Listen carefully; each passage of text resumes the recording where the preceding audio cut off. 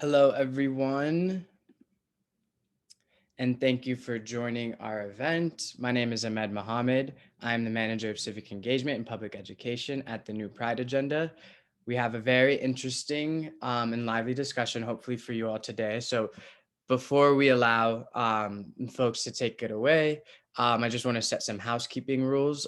We recommend that you put your view in gallery so that you see all of the faces at the same time, sort of like the Brady Bunch. And then also, if you have any questions or comments, please make sure to use the Q&A feature along the bottom of the screen. I'll make sure to feed them to our moderator for today's discussion. But without further ado, I'm going to pass it off to my comrade and leader, Victor Sanchez, who sits on NPA's board. And hopefully we have a good discussion. Thank you all. Bye.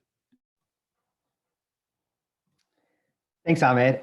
As Ahmed said, my name is Victor Sanchez. I use he, him pronouns, and I sit on the board of New Pride Agenda.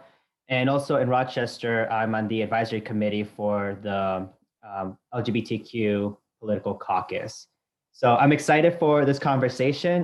One of MPA's goal is to have civic and public education. And this topic, redistricting, is something that affects many of us, not just in the LGBTQ community, but I feel it doesn't get the coverage that it needs, and a lot of people don't really understand it. So I'm excited to share some more information with everyone. So to kick us off, I'm just gonna have all the panelists kind of introduce yourself. Please state your name, pronouns, and then any information you'd like to share with us about yourself. So Assembly Member Harry Bronson, can you kick us off? Sure. Thank you, Victor, and thank you to the New Pride Agenda for having these informational presentations. I think it's vitally important and helps to educate our LGBTQ plus community. And, I represent Rochester, New York, and a couple of towns and suburban areas outside of Rochester. I'm the only upstate openly gay state legislator in both the Assembly and Senate. And something we need to change, and I know, Victor, you're working with me to change that, because representation is vitally important, right? And having someone from our community at the table is extremely important to be our voices, if you will, to weigh in on issues that impact our community, sometimes in a unique way, whether it's housing, healthcare, education, all those kind of things impact our community, and we need a voice at the table. Redistricting has an impact on having a voice at the table, whether it's someone from within our community or someone who is a representative that will be an ally to our community. So that's why we have to talk about redistricting. And, beyond representation, it's also helpful to make sure that that the lines are drawn in a fair and equitable way, and we'll get into that some more. So I'm just happy to be here. Thank you to the New Pride Agenda for inviting me. Thank you, Assembly Member.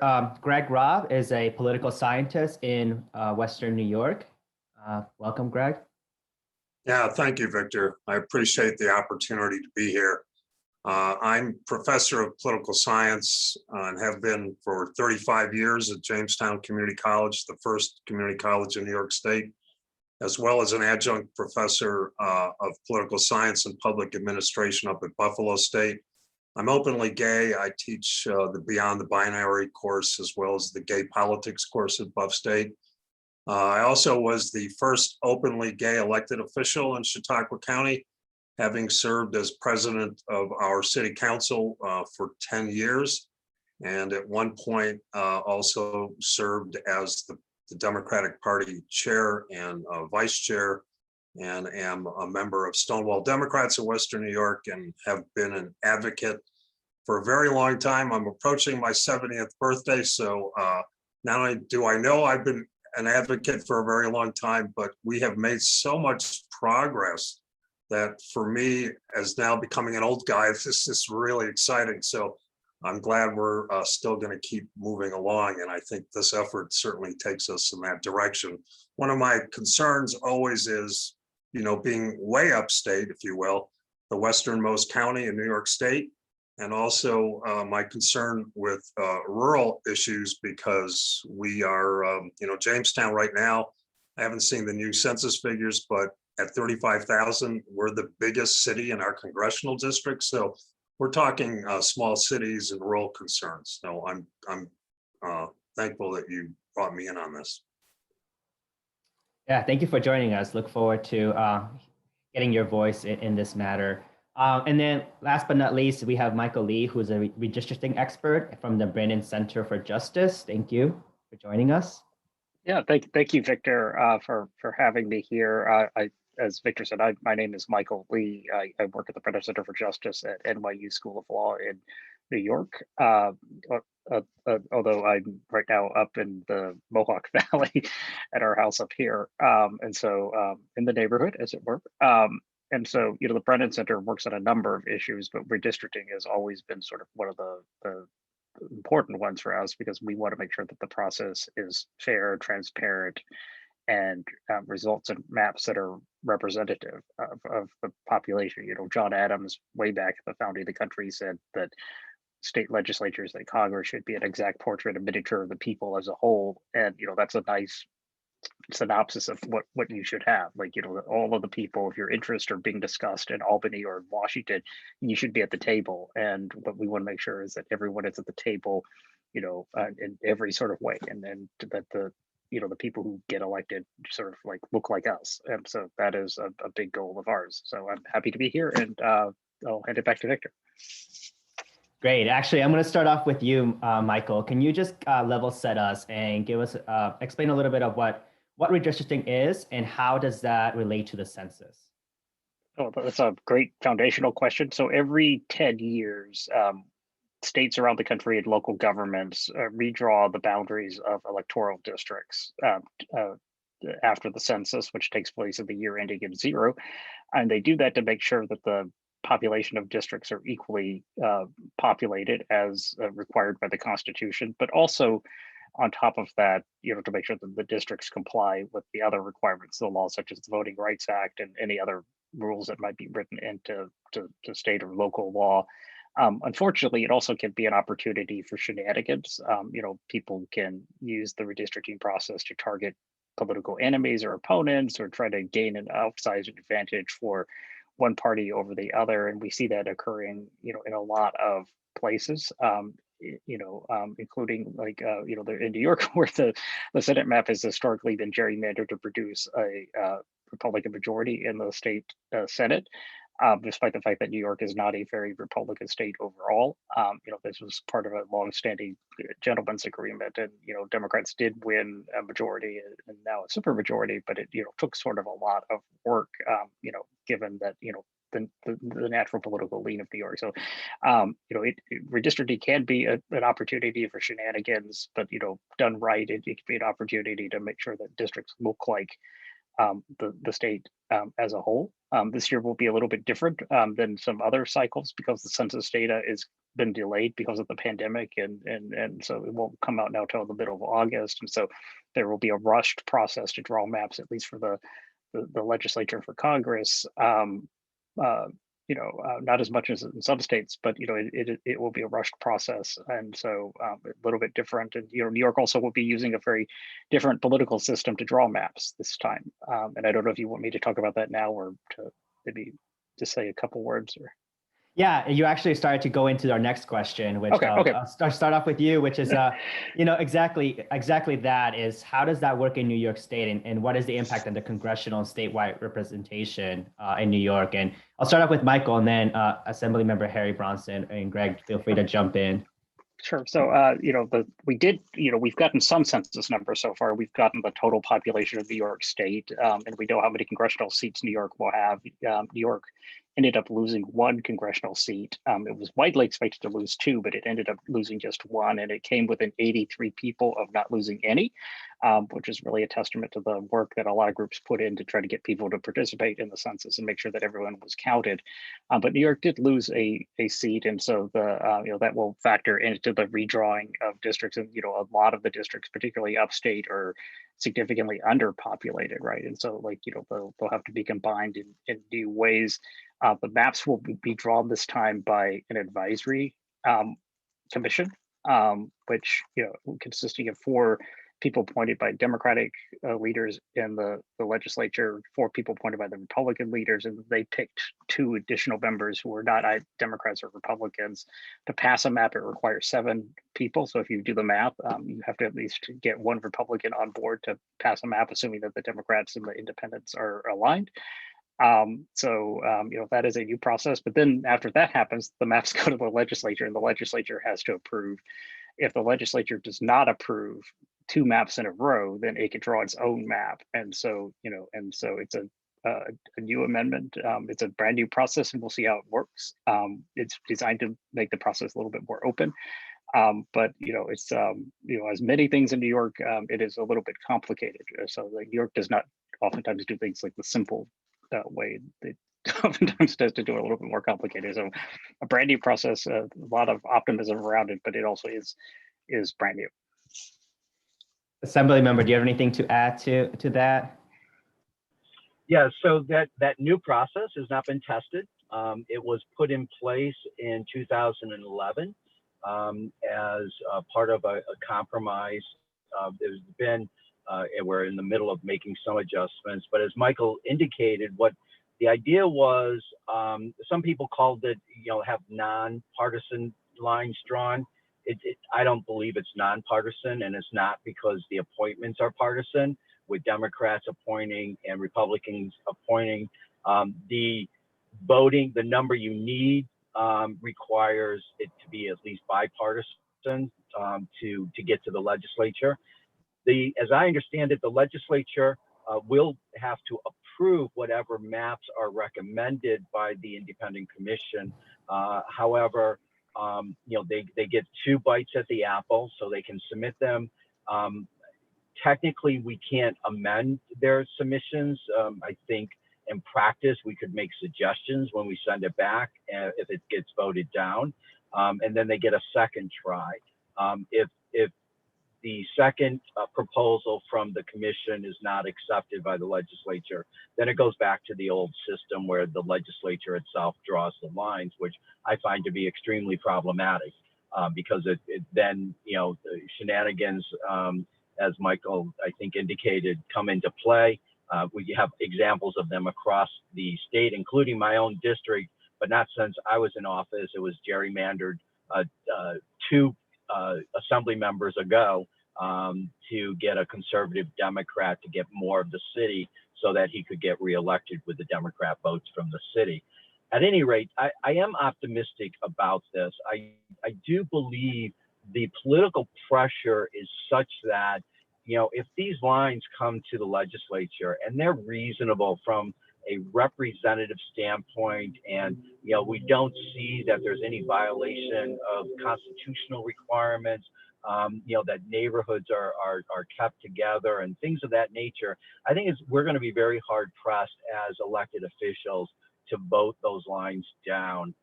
Again, unless there's something really extreme, and I'm hopeful that what we get are good lines that we can approve. I think that will build voter trust to a degree that we haven't seen for quite a while.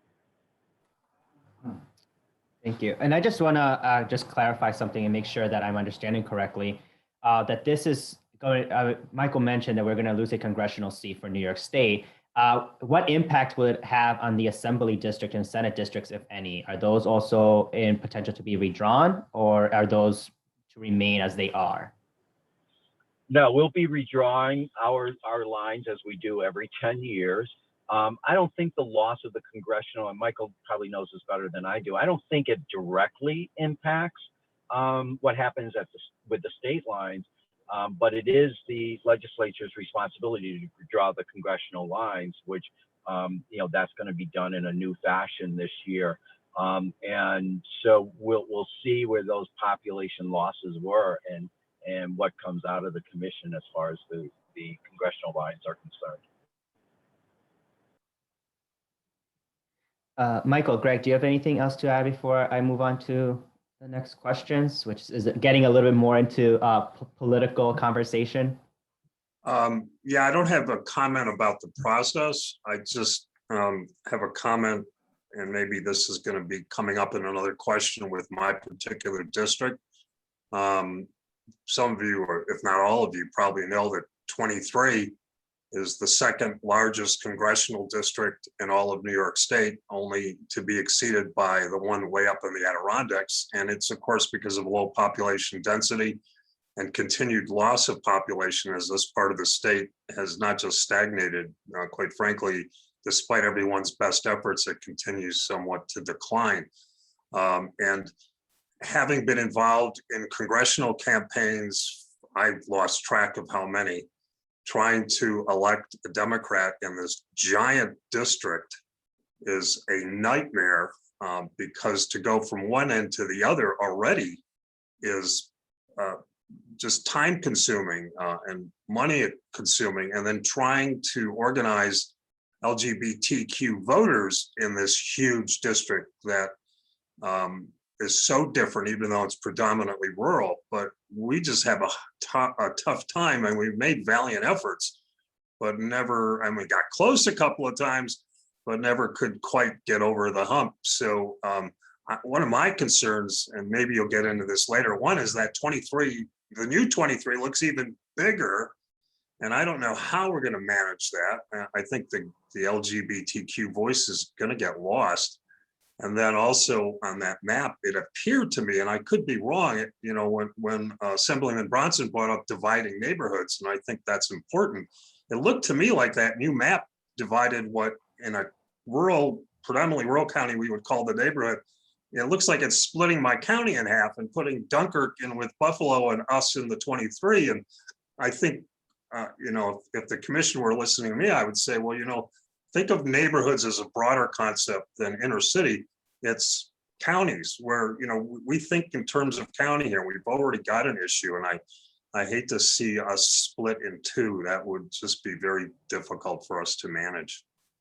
Yeah, and just for Greg was mentioning this hypothetical maps that we were looking at earlier, which I'll pull up on the screen for everyone to see in just a little bit. No, you're fine. That's great. We're getting into the next topic of conversation. Just one last thing to kind of wrap up our previous one, which is Assembly Member, you mentioned that it would be really hard pressed to turn down the recommendations by this commission, depending on what you saw.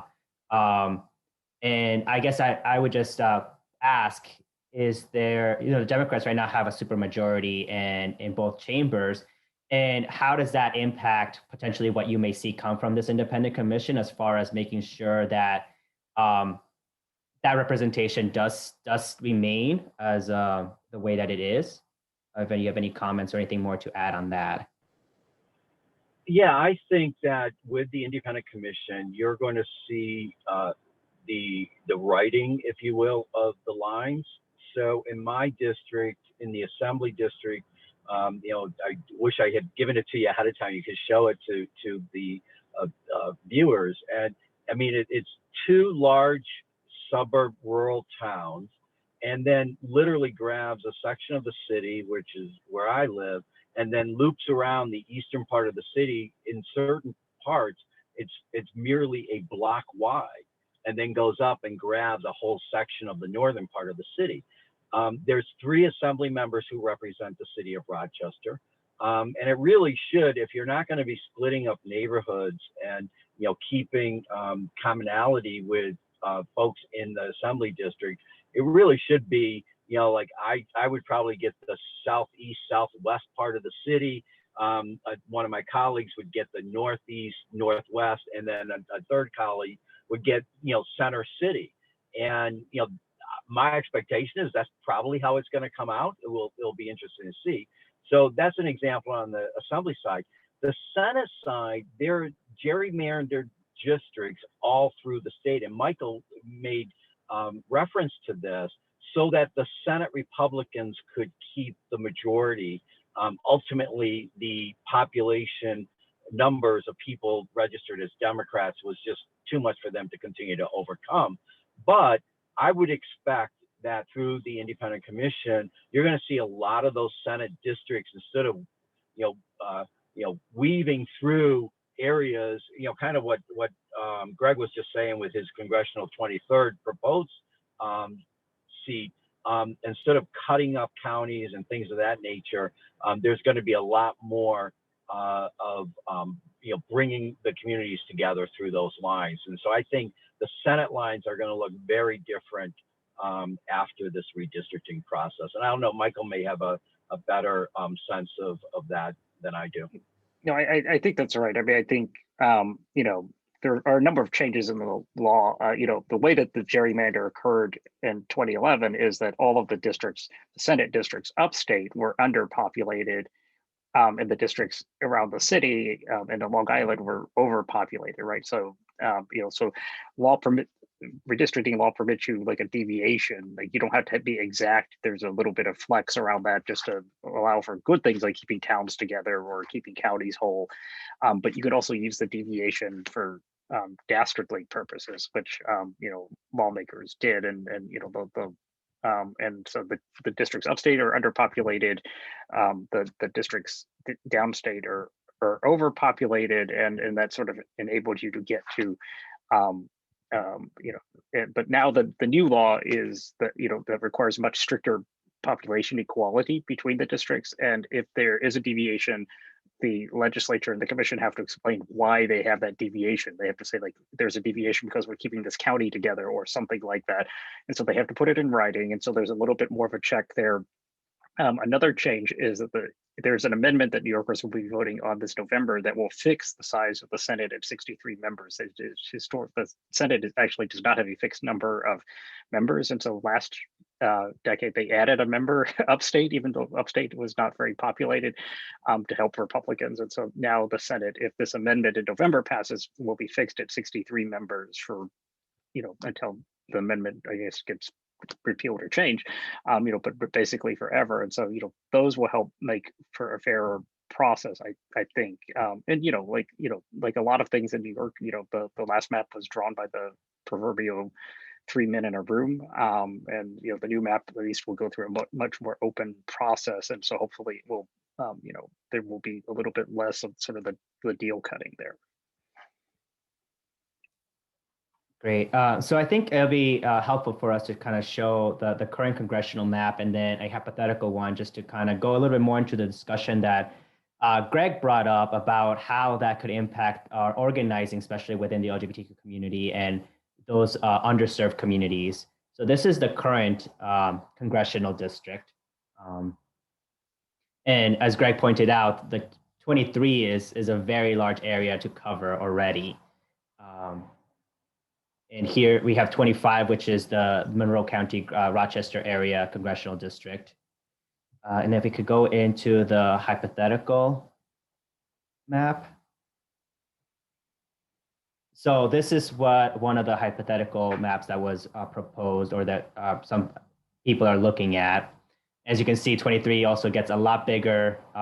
We kind of blend in the current 25th, the Monroe County district, into more of the eastern kind of the area. So it's kind of grown a lot. So Greg, I'll kind of turn it back to you and kind of express some of your thoughts that you were kind of bringing up earlier. Well, when I look at this new 23, it does appear to me that they've lopped off the top of Chautauqua County. And it looks like to me, again, that it extends us into, if not the suburbs, the exurbs of both the Buffalo and Rochester metropolitan area. And so you have a rural district with small cities and exurbs of both Rochester and Syracuse, and quite a mix. And I think certainly organizing the gay community in this kind of a setup is going to be even more challenging than it currently is. Excuse me, because at least the current 23 is predominantly rural with small cities. This starts us to get into those two bigger metro areas. And certainly I have nothing against Rochester or Buffalo, but I keep preaching that organizing in a rural area in a small city is different. And one of the examples is we're always behind. We're always a little bit behind, sometimes a lot behind. For example, this past weekend was the first ever Jamestown Pride celebration in history. Now, we had a gay elected city council president, we have a gay mayor, but we didn't have a Pride event until last Saturday. So we're getting a little better organizing down here, but one of the problems in rural areas, it's still more challenging for people, including young people, to be out. And it's a lot more challenging to connect with each other. And even if we relied on email and websites and social media and cell phones, there are parts of my county on the south part that you can't get cell phone service. So I just worry about trying to organize this. And then, of course, I have a Republican Assembly member and a Republican senator, and based on dealing with them over the years, including the former Republican senator, not particularly supportive of anything LGBTQ, except every once in a rare while.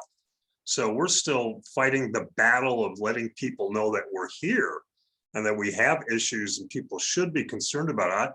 I worry that it's just going to be a whole lot harder with this 23.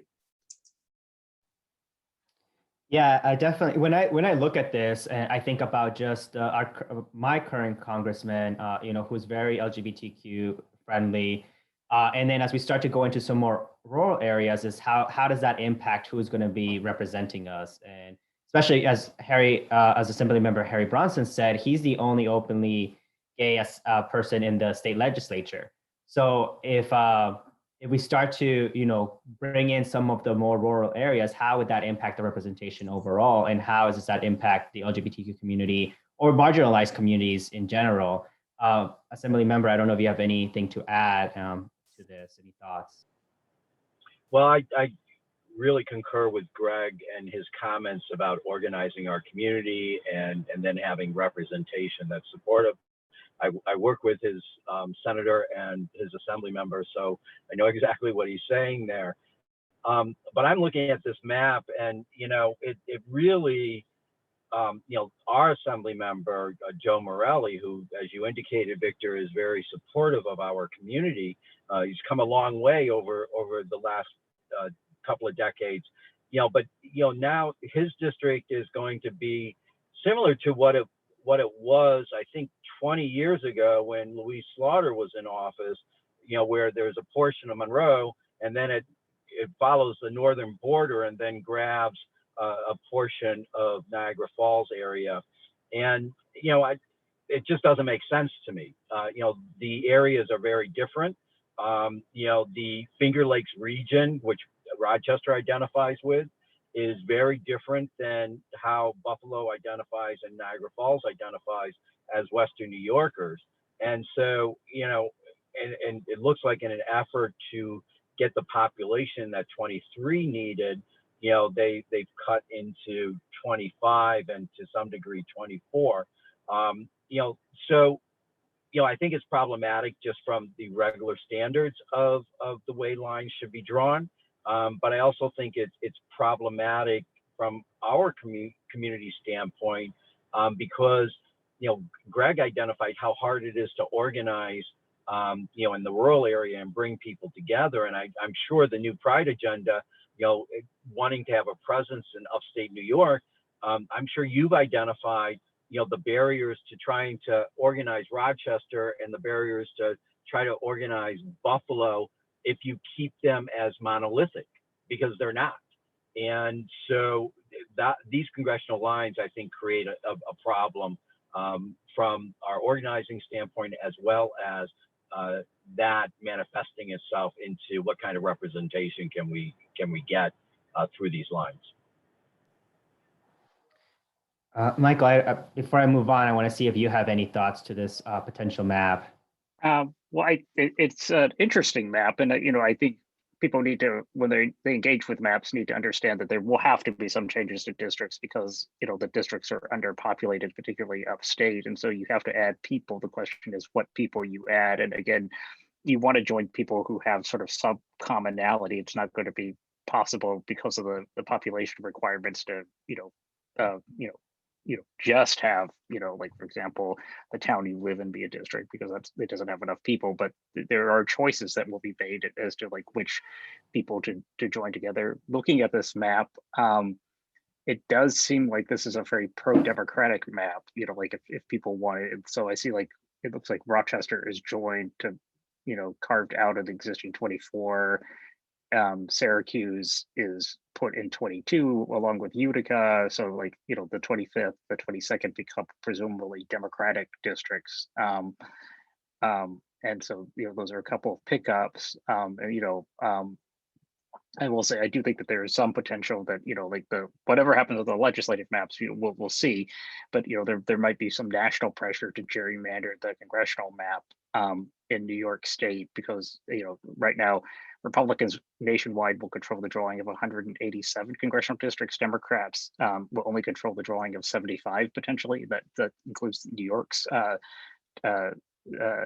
26 districts, and so Democrats are at a huge disadvantage, and so doing some aggressive map drawing to pick up districts might be what Democrats decide to do. And it looks like this map would be one version of that, although it sort of strangely joins Rochester to like areas much further to the west. But it seems to be strategically trying to like join together Democratic cities to create a more democratic map. So but it may not be what people want, right? I mean, I think people, the state constitution does require preserving communities and the cores of existing districts and other, and things like that. And so there will be an opportunity to advocate for something better, right? And say like this map makes no sense or something, if that's what people want to do. Thank you for that. I think we could pull the map down now. So one of the things that I've been thinking a lot about is just when we talk about representation, and we've been talking a lot about the congressional and state representation. And as it was pointed out, before in the Rochester area, we had 2 Republican senators that kind of voted against the LGBTQ community, and luckily we were able to change that. So as we think about redistricting, it could be possible that this might change back, where the area could be, once again, more Republican that gets drawn. So I think one of the things that I like to focus on is also just making sure that we have representation in all levels of government. So making sure that even if there's some change in the congressional makeup, as Michael pointed out, that Republicans in other states are kind of bringing in more, are redrawing the districts. So there might be some more representation Republican side for there. Just making sure that we have that representation locally to protect, LGBTQ communities, to make sure that there's organizing at a local level. So I'm wondering if Greg or Assembly Member Harry Bronson, you had any thoughts on that? Well, I can certainly weigh in. I think we have to have representation at all levels of government, and it's great to have that Greg was representation in Jamestown area for a number of years, and we've had a good representation in the city of Rochester for a lot of years, beginning with Tim Maines at the city level, and I at one point was minority leader of the county legislature. We have, I'm really pleased. Victor, you can probably correct my count, but I believe we have 4 members of our community running for city council, including a trans man, so that representation is vitally important, so that we have voices at all levels of government. I would want to point out to folks that redistricting also impacts counties.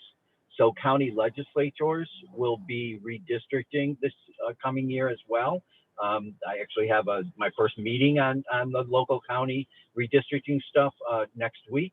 And certainly in our area in the county legislature, similar to what Greg said in his area, it wasn't until the last year that the county started recognizing pride and would fly a pride flag.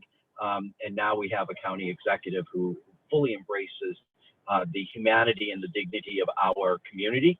And so local representation is just as, and some could argue even more important than representation at the federal level and the state level. Yeah, I was just going to add that I think we do okay down here locally, at least in the city of Jamestown, although that's always kind of shaky. What worries me about that 23, and I don't want to sound like the voice of doom and gloom, but it almost looks like to me that somebody, I don't know who, made a decision that 23 is just going to stay a Republican conservative district, and the rest of us and our efforts ultimately just aren't going to get us anyplace. And that really worries me, especially when I see the northern part of the county lopped off, because the northern part of the county is a much higher percentage of Spanish speaking people, which is probably the biggest minority group in my county, because the African American population is pretty small. The LGBTQ population, we're never quite sure how big it is, but there's a large Hispanic population or Spanish speaking population in the Dunkirk area. Half of the kids in their school system in Dunkirk are Spanish speaking. And the other thing, it looks like they're taking those folks and Mayor Rosas away from us. And I'm thinking, no, I don't want you to take them away from us. So I don't think there's any kind of suspicious plot here, but it almost looks like that 23 is going to be this nice white rural, somewhat suburban Republican district that, for the next 10 years, certainly at the congressional level, we have no hope of winning.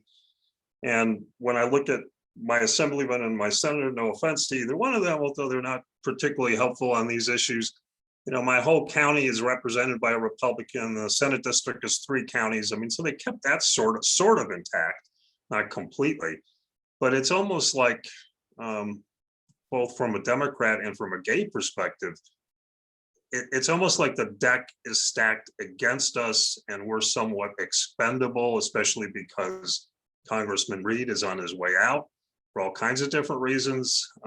So I just worry that no matter what I do, I'm not gonna be quiet, of course, but no matter what I do, this deck is so stacked against us that we almost have no out here. And I don't know what the solution is. The map still scares me.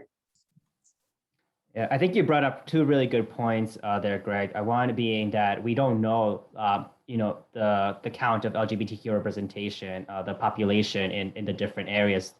I hope someday we get to see that question, we get to gather that data, because I think it is really important to understand just how many people within their community exist in the different areas.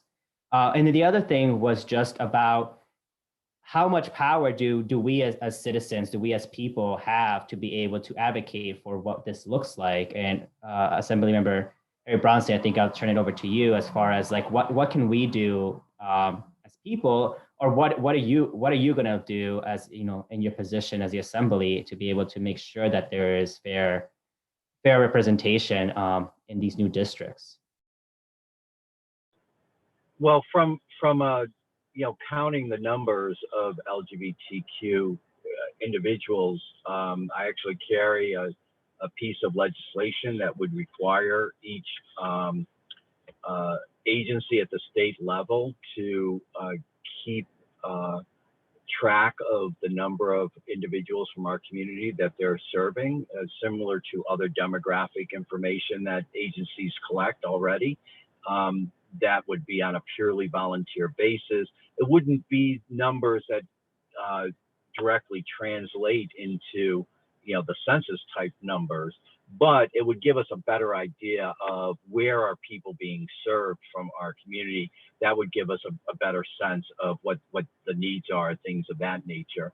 But as a legislator, when it comes to the actual lines, I indicated earlier, I'm hopeful that the Independent Commission is going to draw fair and equitable lines. And, but my job is to evaluate that. My job is to look at that in an objective way. Unfortunately, under the old system and what Congress is looking at, it is driven much by who's going to control power, right? And I think Greg is right. I think 23 is drawn specifically because they, that the powers that be see that district as expendable. It's likely going to be Republican. They just are going to make it even stronger Republican so they can save a Democrat seat or 2, and probably so they can keep Higgins in Buffalo. So those are the things, look, sometimes it's hard to really be good government, but redistricting, I think, is why we have the partisanship that we have in our country. And, we need to do away with it, because these lines, if they're drawn for a particular party, then that means the battle for that district is going to be in the primary. And that means the extreme to the right in the Republican is going to control who gets elected, or the reverse, the extreme to the left in the Democratic Party is going to get who gets elected through the primary. We've got to end that. And so I'm going to try to be objective when I'm reviewing the lines that come from the commission. So we are getting close to wrapping up. So if anybody watching has any questions, please submit them in the Q&A. I haven't seen any come in. So I think that we'll go to closing remarks if anybody has anything else to add. And Assembly Member Harry Bronson, I'll start off with you again if you have anything closing to bring up in conversation.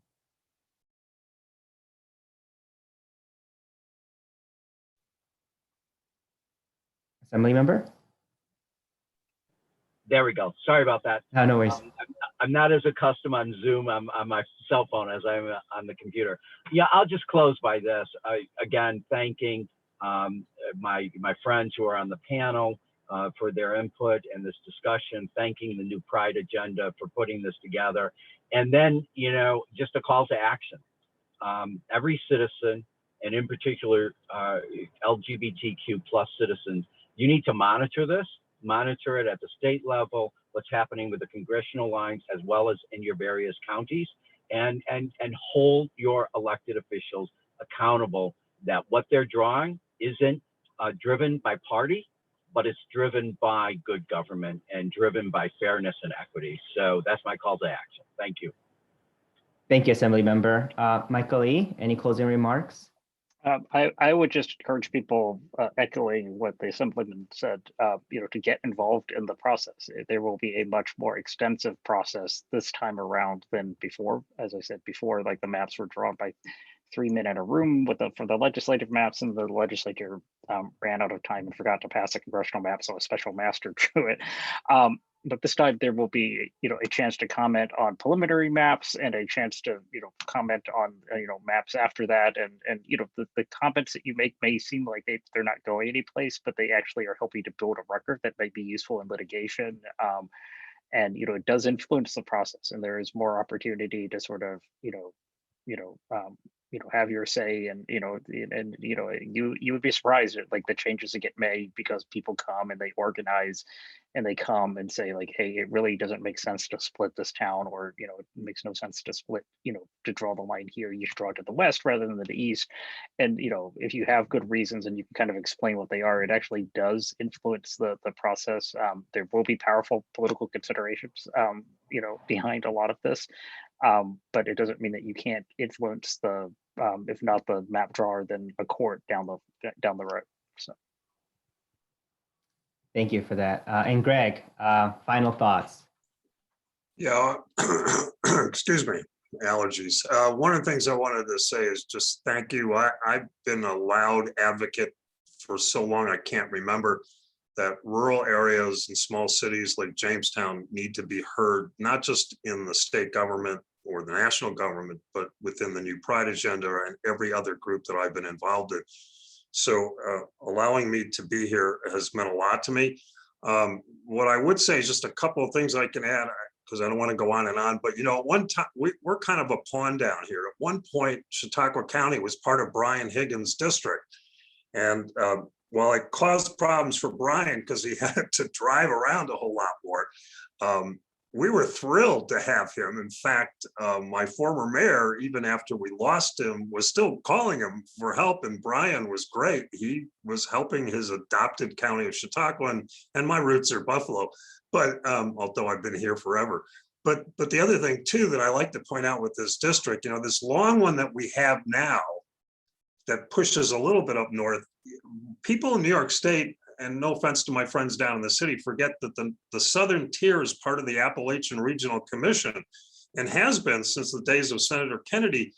And having worked for the ARC, that we're really quite different than even the rest of rural New York. And so if we've got to have a big district, I just assume we stretched it out more, this way instead of this way. But I'll keep making that point. So thank you.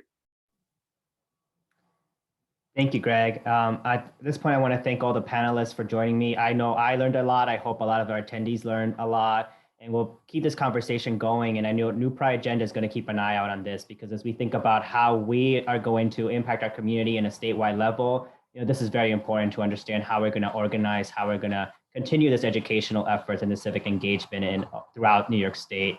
So thank you everyone for joining us. And now I'll turn it over to Ahmed Mohammed to kind of close us out. Yes, thank you, everyone. I prepared some closing remarks, but Victor basically took everything that I was going to say. NPA is committed to this. I just want to quickly thank all of you, Greg, Assembly Member Bronson, Michael, and of course, Victor, for guiding us through this conversation. Very informative. I wish everyone a happy Thursday, a great weekend. If you're celebrating Juneteenth, a happy Juneteenth. And this will be recorded and posted on our website and YouTube series. And so hope to work and collaborate in the future. And thank you all for joining. Bye.